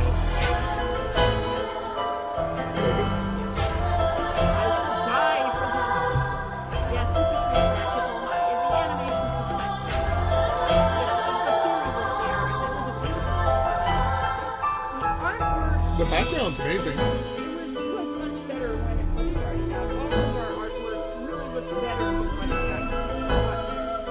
scanned. into the game. Yeah. Well, it wasn't scanned. It was all 3D. Everything was designed. The sketch for this was designed. I think I've seen a still shot of his hands playing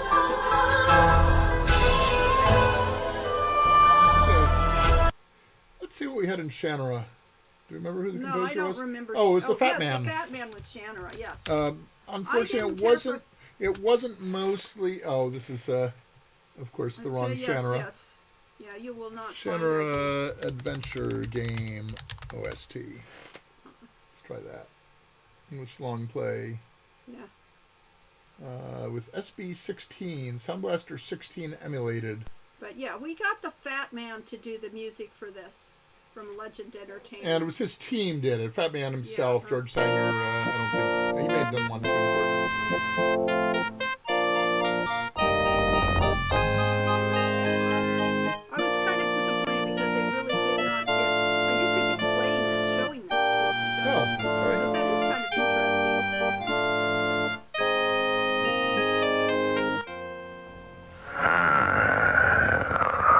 Cherise.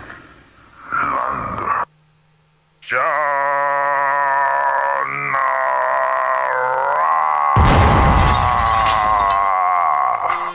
So Shannara. I'm glad you Look at that state-of-the-art graphic animation. Now, we all called this Shannara, but Terry Brooks called it Shannara. And so we learned to do that. And eventually, Terry Brooks was retrained to learn to call it Shannara. These 3D scenes took forever, mostly because they had to be compressed onto very small CDs at the time. We're on CD? I think we're on CD at this point. Sushi Bandit just subscribed. We might have still on Yay. floppies, actually. Oh, we were CD, I think. Because it's had voice, Corey. Yeah. It did. The whole game had voice? Yes, it does. It has voice. Oh, that's right. Yes, it did. Yeah. After all, remember, we were there. Or I was there for the You whole were there. point. Yes, we That was, had done we in, had a 16-year-old. These are the four lands of Shannara. 20 years Soleil. have passed since peace returned to the four Donna lands. Stewart, who was an emancipated But miner. now, the shade of And, Brona was has played by a voice returned. actress. Yes. His goal, to enslave the people of the four lands, to wreak revenge upon those who killed him, and to destroy forever the sword of Shannara. Recognize all the art from that. So we had great art. I mean, it was an interesting game. It was an Yeah, this interesting is game. I don't one of the remember backgrounds. that It was background. a beautiful game. Yeah. This music makes me think of Loom. It's definitely not Swan Lake, but the sequence in particular kind of feels like it. Kind of. But yeah. It's an English long play with no commentaries. need to I'm just play. going to jump into a random place in that. Okay. Into you quicker than I can look over the top of you. Goodbye. For now, Brendel. Bye. Oh, yeah. And thanks for trying.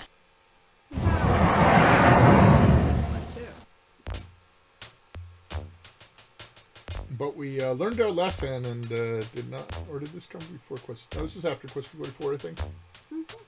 Was it? Yeah. Yeah. Anyway, we did not have all of the narration spoken. Yeah, clearly. Elvish blood. Again? What is this, the third or the fourth time? You think he'd be bored with it by now. Oh, I'm certain he would be as amused by your stories as I am, but he's much too busy to be disturbed by half-breeds and wandering princesses at the moment. Okay. Do you suppose he was a villain? The insignia of the House of Lee. I presume this is yours, Princess Sheila. No, I stole it. Very humorous. However, I will make the proper... Yeah. Are you okay? Stay here and rest. I'll get Balinor. He can open the vault. A lot of voices, a lot of acting. It was an okay game. It could have been a great game. It could have been better. It was like, we had limitations we had to deal with, and terms of both budget and time. We messed up on the time that I asked Bob Bates, what's the most important, quality, speed, budget, and he said, oh yeah, quality's everything. And well, what he really meant is quality's everything as long as it gets out in time for Christmas. Yeah.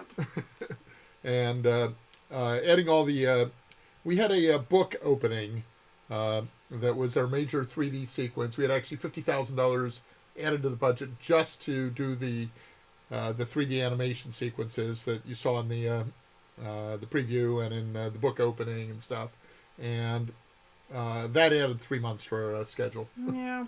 We had no idea, or would have said, Quick, no, forget good, it, no more budget. Choose two, exactly.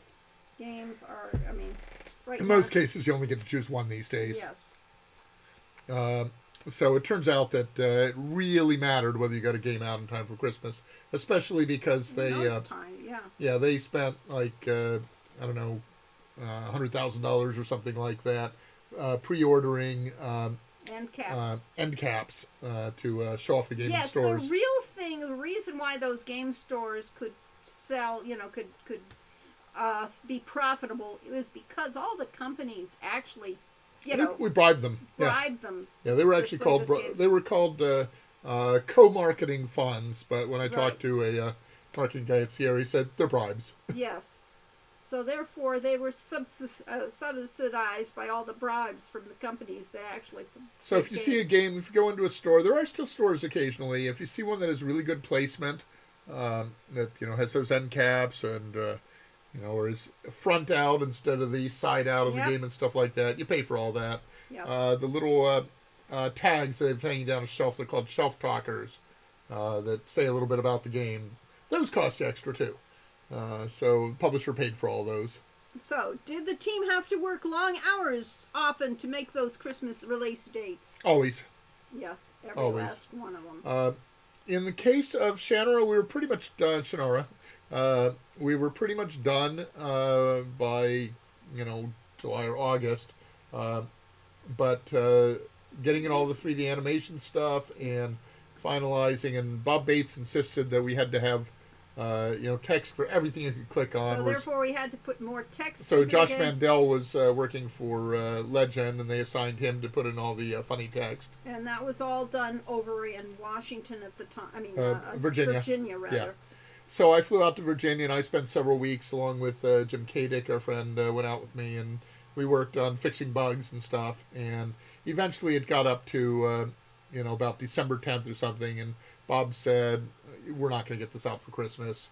Why don't you just get home, relax, have a nice Christmas with your family, and we'll start this up again in January. So we ended up releasing, I think, in like February or March. Yeah. And, as usual, it was this close to done, but that close takes that much time. Yeah, and of course, that was the issue where they wanted to strip all the credits out of the game. They stripped the credits out of the manual. And when it came to taking around the game, I looked at their marketing director and said, "Oh, I'm really sorry, but that would involve making a new image, new disc image, doing a new build, and you can never tell what else in the game will break if we make a change like that at the last moment." And so I said, we just can't technically do that. And so we kept the credits in the game. So, yes, we had to fight for credits. This is stupid.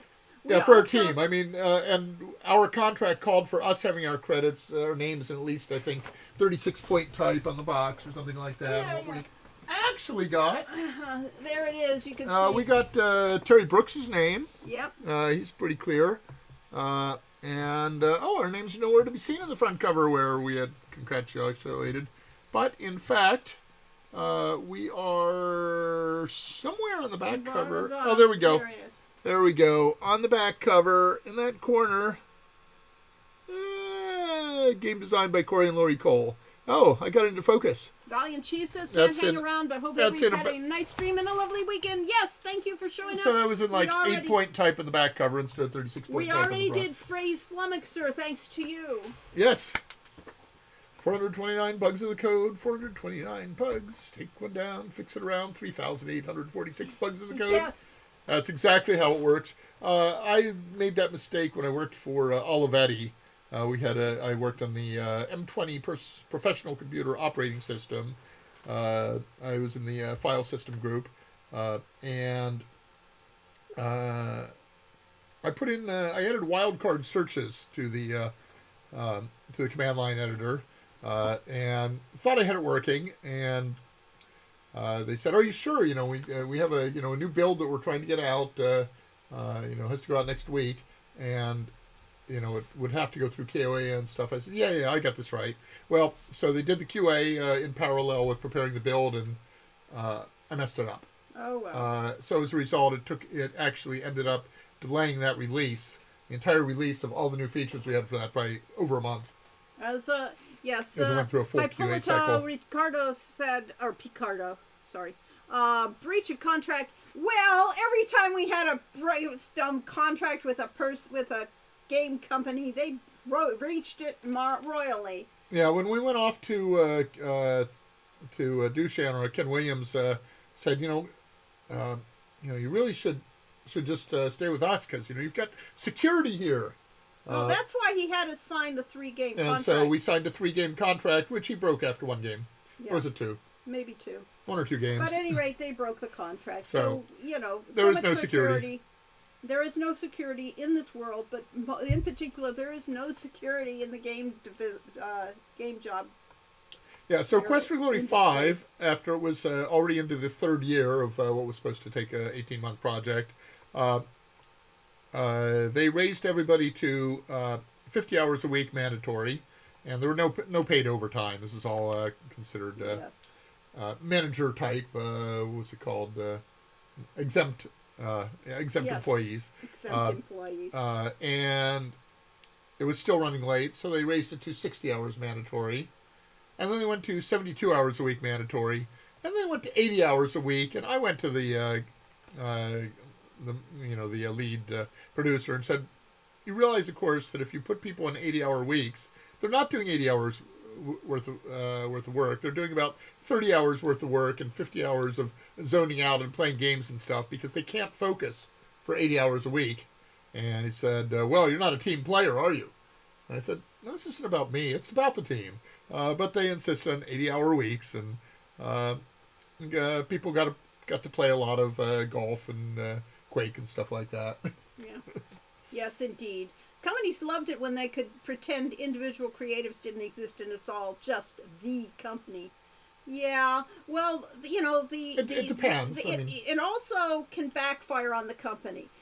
Blizzard got major backfiring on the company. It used to be all of their game designers had bit parts in the game and names on the game and jokes about the characters in the game, and then that big old bro story of all those the parties at the BlizzCon. Yes, all the sex jokes and things like that they were, and the harassment and all that. All of those people, they had to strip all those names out of the game and make a policy that you don't have people's names in the game, because those jerks really were all through the game, and it's really sad when they, that. So yeah, it drives us crazy when we have to fight for credits, and it feels like we always do have to fight for it.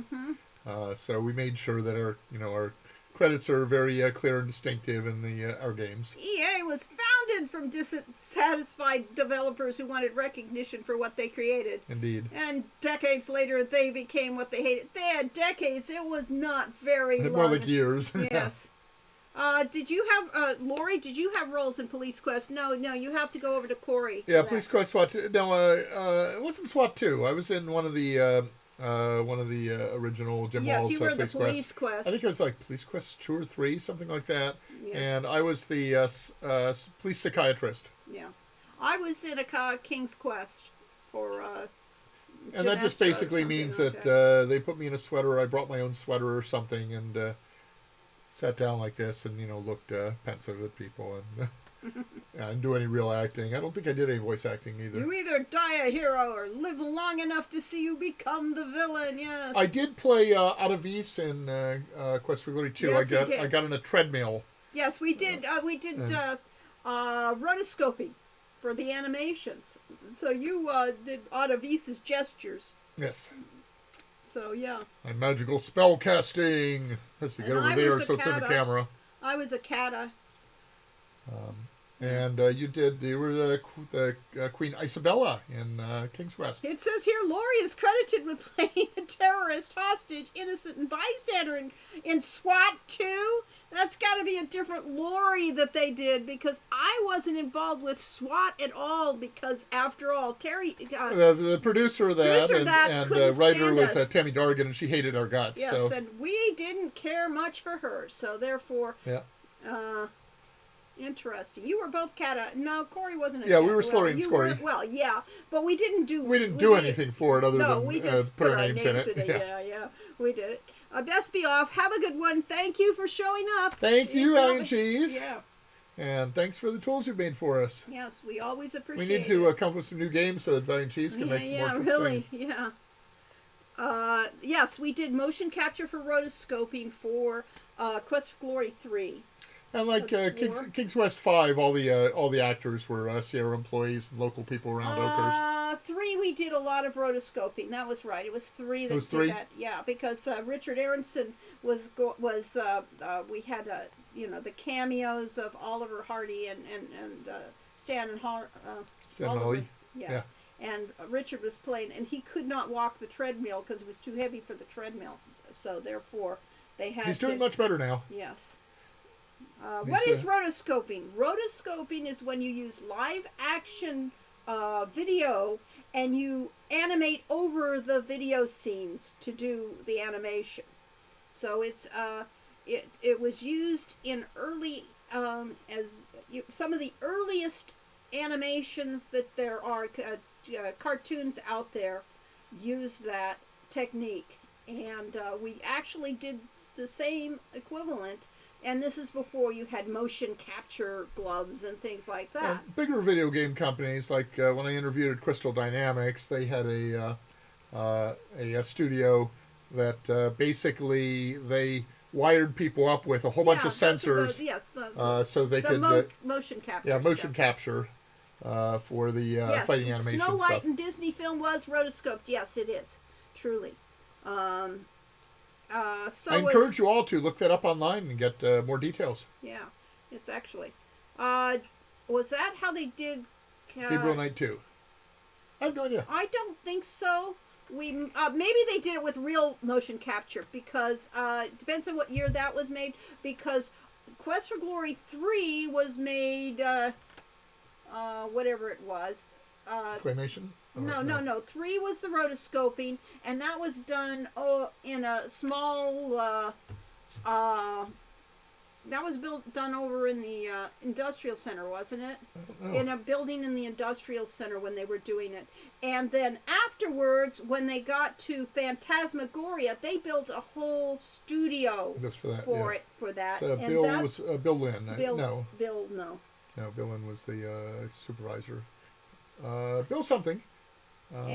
Yes.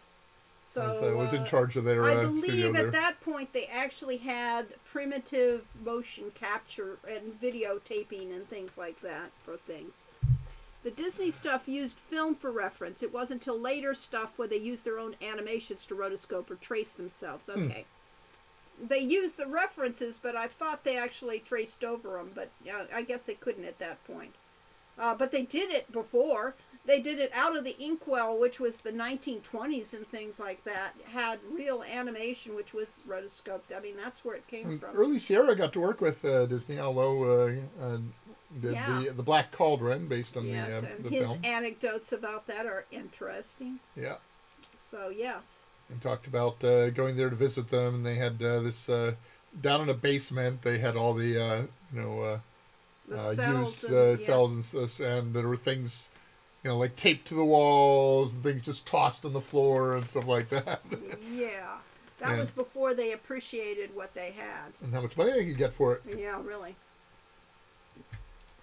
So actually, I'm really glad we did Shannara. That was, for all the stress we had in that project and not knowing what we were doing, we got to put our own studio together. I had worked for Bob Heitman at Sierra, and then I worked for him again on another project. Then we hired Bob, and he had this attic studio that he had been using for his games, so we took over his lease on that. and hired a group of programmers from around the community and several ex-Sierra people, and then got Doug Herring. Doug Herring was our art director, and he brought in local artists, and also had an extensive Rolodex, back when they used such things, of artists from around the world that he knew from science fiction fandom. So the backgrounds in Shanara were from various artists all over.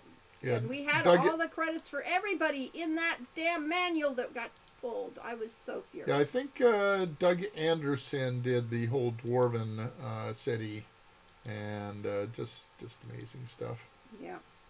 Boy, we had a lot of close-ups. We did. We had all our characters. I didn't remember interface. Trackers. This looks like our combat interface. They all look like claymation. I don't know. It looks definitely like claymation. I don't know. Retreat orders, attack, defend, and you could have each character. I can't remember if we could tell the NPCs what to do, or only if you acted for Jack. I don't remember. Maybe we had everybody, and you had a couple characters that were really weak, and that.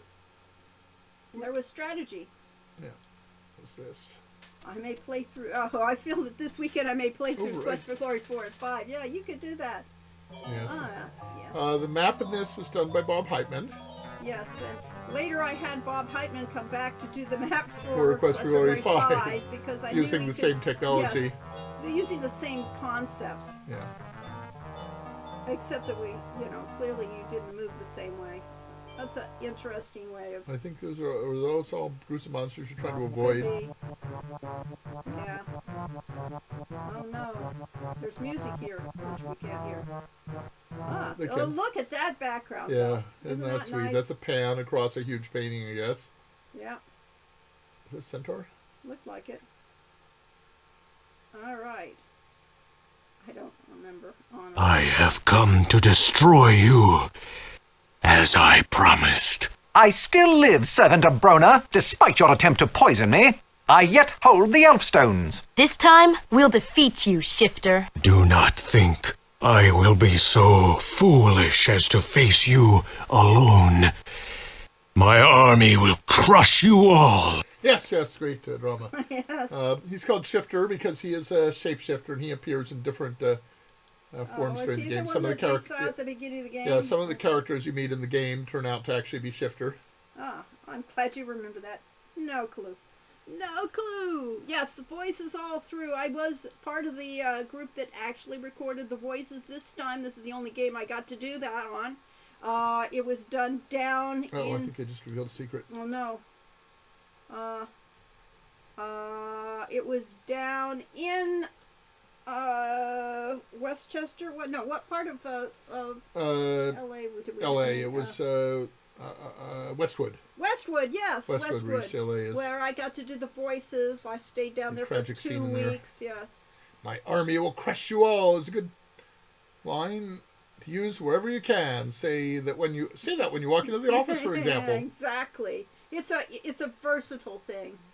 So yes, that was a great experience. This is like a Madonna painting. Yeah. That's a great painting. It is a great painting. Our one artist that did all the characters were just great. So at any rate, people. Was that Susie? Or no? No. It was Susie, who had worked with Peter Ledger. Yeah. At one point, showed me her sketchbook, and she has said, "Here's what I've been doing for the last year." She had an entire sketchbook filled with hands in different positions and different sizes and shapes of hands and different angles, and said the hardest thing to draw is a human hand. Mm-hmm. And so she had worked for a year on nothing but drawing hands. Now you know. So now you know real artists are really don't just work at what scratch. they do. Yes. As all do we all. All artists work hard at what they do. So thank you all for showing up. We're just one artist, clearly. Yeah, really.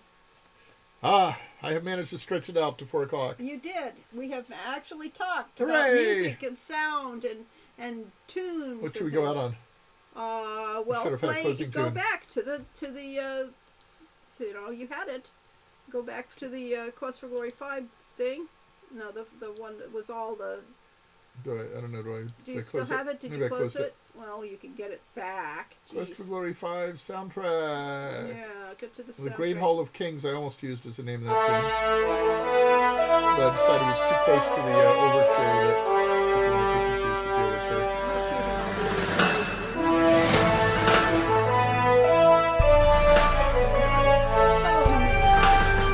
Andy, she can let you in. I'm going to think put it back in. There's the input.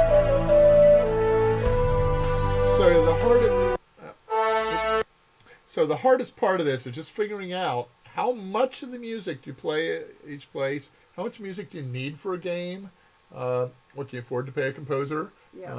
and should it loop? You know, if you have a scene that could take either 30 seconds or 5 minutes, Do you have play the same thing over and Yeah. over again? Or- and there aren't any cut and dried answers. No. It all depends, and therefore you have to have a variety of different programming techniques and styles of music. So some of these music has the opening sting, the opening thing, and then it has a middle that can just loop, and then it can have an end as you come to the end of the scene. So it could be any length at all. Except that sometimes if you switch scenes prematurely, then they don't get to play their ending, and That's okay. then the composer is sad. Yes, right. So it's all sorts of variables. It's not an easy thing, and it's critical to Those the are game. bonus tracks. All right, play the bonus track.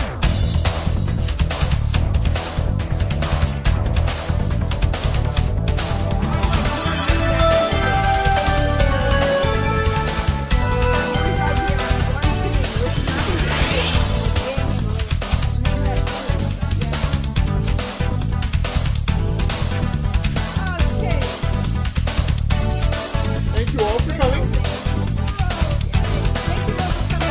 and we'll see you in 2 weeks, which is July 2nd.